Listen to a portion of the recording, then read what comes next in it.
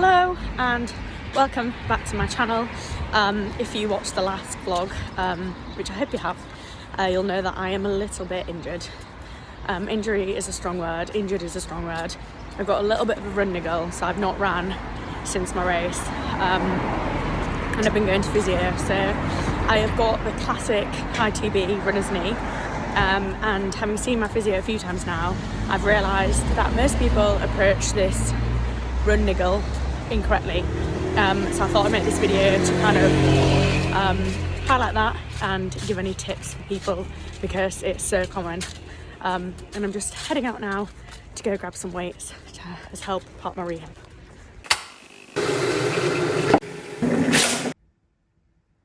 I am up and heading out on the bike today because I can't run, but weirdly I can bike, even though you would think that would irritate it. So I've actually got quite a long one planned for winter, and considering I've not been riding, so I'm a little bit nervous and I'm also running late, so I'm gonna go. All eyes on the way I vibe when I walk into the room.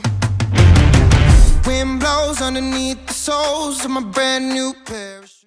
So I have just gone out for my second run since my race. Last time I got a mile in until my knee started to get sore, and then it got really sore after that.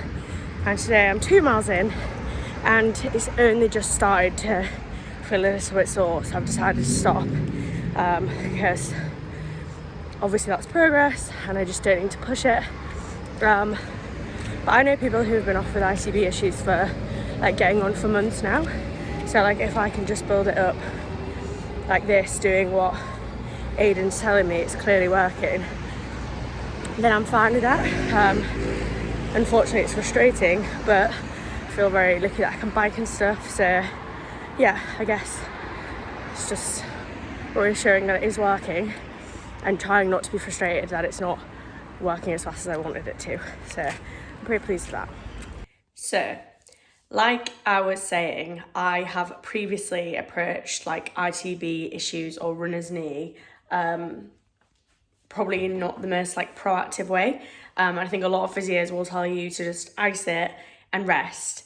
And what Aiden taught me was actually we need to load it and we need to get the IT band that's like wraps around the knee strong. He can say it a lot better than I can, and I'm not a physio, so I'm just going to interject what he was saying here, and then I will demonstrate some of the exercises that I've been doing for my rehab basically, along with the strengthening exercises. Yes, I have been resting a bit. I've not tried to go out and run. I'm like building up. Like I said, I'd only done 2 miles today. And I am also really making sure that everything's like freed up. So like I sit down at my desk for like 10-12 hours a day, which is obviously not ideal when you do a lot of sport because everything then just tightens up. So I'm just making sure my glutes and my hips are basically well like massaged. I'm using a Theragun, but you could use a foam roller. Sorry, that was like a little fly thing. And stretches. So I'm doing my mobility every day, and that's massively making a difference too. Hi guys, my name is Aidan. I am a physiotherapist with a special interest in endurance athletes and running related injuries, also known as the Irish Physio, so check me out on Instagram. I'm sure all of you know that Emily recently completed an ultra race which involved almost 9,000 feet of climbing, which means a lot of hills. So during the race she started experiencing some lateral knee pain. She managed to complete the race, but then after the race she got in touch with myself. So I'm sure all of you that follow Emily are into running or triathlon training, and as a result I'm sure a lot of you have experienced injuries in the past. And what we often tend to do is we'll rest, allow the pain to settle, and then try and go back into training. And often we can be disappointed with the outcomes. Now, when Emily came to see me, there was a couple of things we needed to do. Establish a good history of the symptoms, a good past medical history also, and any other predisposing risk factors that may contribute to Emily's injury. And then we want to have a look and see if there's been any change in her training. What events have led to this? Now, within that race that she completed, there was a lot of downhill running. And we know with when we're looking at knee injuries, particularly ITB syndrome, which is pain on the lateral aspect of the knee, that downhill running is a common cause to flare up the ITB area. So in the initial assessment, number one, we established a good history. We looked at her training, and she will admit that she's neglected strength training, which is crucial for an endurance athlete. And also with the event, of course, there was a spike in the amount of load, particularly running downhill. Now, I asked Emily what was the plan, and she said initially she was going to rest and try and wait for the pain to settle and then gradually build up the running. Now, we can be a bit more proactive, so we want to look at, is there any strength deficits around the hip in particular and also in the quads? And then we also want to look at what is her tolerance to running? How far can she run before the symptoms come on?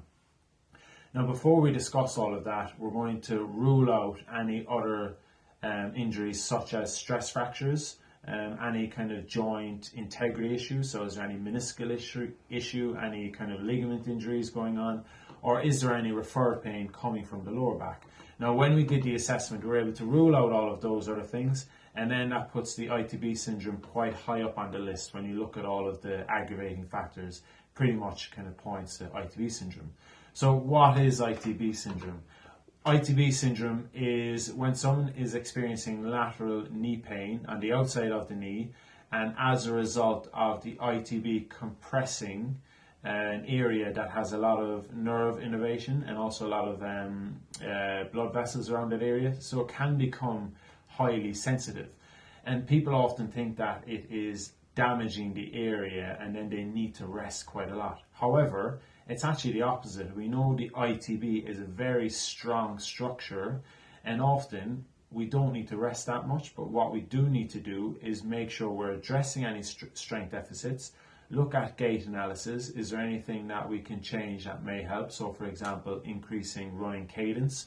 Is there any overstride or any crossover stride? Now, we haven't done any of that yet, but we will look to do that going forward. And then we've made sure that Emily is getting back into her strength training, so giving her a good strength plan to work on over the next couple of weeks, whilst gradually building up the miles. And of course, making sure that recovery is a priority. So sleep, nutrition and good hydration. So if we're neglecting those, then all the good work we do in the clinic and in the gym is not going to give us the outcome that we would like. So to summarize, we want to rule out any other injuries, which we've done, establish any training errors, and we know that strength has been one, and also look to find what her training load tolerance is. So we've managed to do a couple of runs now, and we've figured out how far she can run before the symptoms come on, and then we're going to gradually build on that. And I think essential that we educate and understand that the ITB is a very strong structure. We don't need to be too concerned that we're causing damage. A little bit of pain is okay as long as we've ruled out all of the other stuff which I've mentioned we have. So keep an eye out over the next couple of weeks about how we're going to progress Emily's plan and hopefully get her back to doing those long crazy runs that she enjoys. Cheers, guys. All eyes on the way I vibe when I walk into the room. Wind blows underneath the soles of my brand new pair of shoes.